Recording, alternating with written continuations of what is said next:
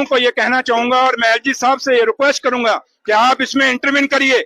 अगर सरकार चाह रही है कि इलीगल माइनिंग बंद हो तो फिर पुलिस की तरफ से और डिप्टी कमिश्नर कठुआ की तरफ से भी पूरा एक्शन होना चाहिए, तभी जाके ये चीजें सही मायने में रुकेंगी। और उम्मीद करते हैं कि आज की मेरे टूर के बाद डिप्टी कमिश्नर कठुआ और एसएसपी कठुआ ये दोनों मिलके जो इलीगल माइनिंग है इसको खत्म करेंगे।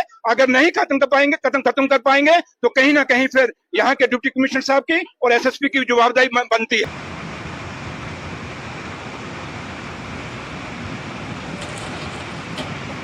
वो कहावत तो आपने सुनी होगी कि दिन को सोता हूँ रात को होता हूँ।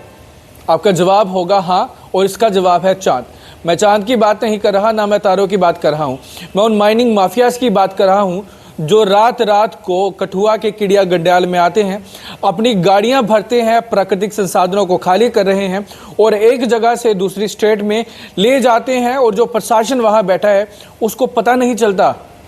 बड़ी ताज्जुब की बात यह है कि जो हमें सूत्रों के हवाले से खबर मिली है कि जहां से ये गाड़ियां जाती हैं वो पुलिस चौकी से 200 मीटर का फासला है। तो क्या चौकी को वहां पता नहीं चलता कि पीछे से गाड़ियां गुजर रही हैं?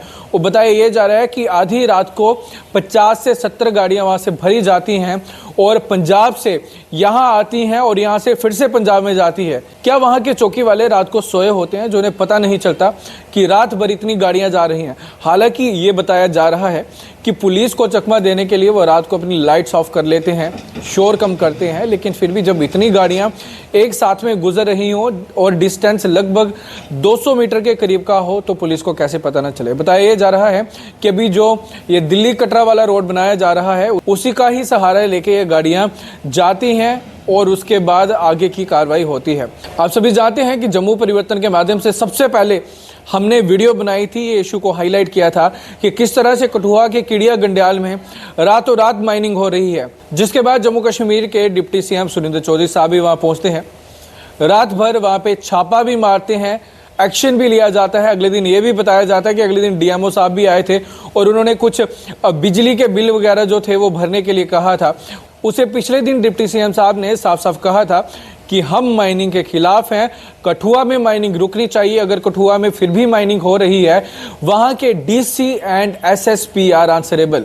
अगर वो आंसरेबल हैं तो उसके बाद भी लगातार इस तरह की माइनिंग चल रही है और उन्हें रोकने वाला कोई नहीं है। सूत्रों के हवाले से पता चला है कि पठानकोट के सुंदरचक और सुजानपुर के बीच का एरिया है जहां से ये गाड़ियां आती हैं। ये रात को गाड़ियां आती हैं और कठुआ में कुछ एजेंट्स बैठे हैं, वो इन्हें फ़ोन करके बताते हैं कि रास्ता साफ है या नहीं है। जिसके बाद ये बताया जा रहा है कि पर गाड़ी का इन्हें 1 से 2,000 रुपया मिलता है और गाड़ियां आती हैं, गाड़ियां माल को भरती हैं और रात भर ही गायब हो जाती हैं। मैं स्क्रीन पे दिखा रहा हूं कि किस तरह से ये दूर से वीडियोस बनाई गई हैं जब रात भर ये माइनिंग माफियाज आते हैं, गाड़ियों को भरते हैं और गाड़ियां भर के एक स्टेट से दूसरी स्टेट में ले जाते हैं। और ऐसे में ना तो डीसी कठुआ को पता चलता है और ना ही एसएसपी कठुआ को पता चलता है।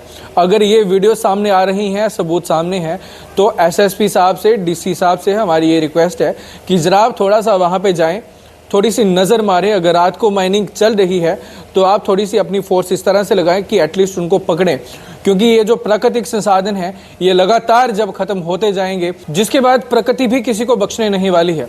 आप सभी जानते हैं जब ये माइनिंग होती है, ये जो संसाधन है इनको खोखला कर दिया जाता है, तब जिस तरह की बाढ़ आती है और उस बाढ़ के बाद इतने घर तबाह होते हैं, इतने लोग मरते हैं, इसके बारे में कोई नहीं सोचता। बेशक ये नेचुरल रिसोर्स हैं, लेकिन ये जो नेचुरल रिसोर्स हैं इनका नेचुरल तरीके से ही फ़ायदा उठाया जाए तो बेटर रहेगा। नहीं तो एक बार फिर से डिप्टी सीएम साहब को फिर से आना पड़ेगा और इस बार वहाँ का जो प्रशासन है वो आंसरेबल ज़रूर होगा।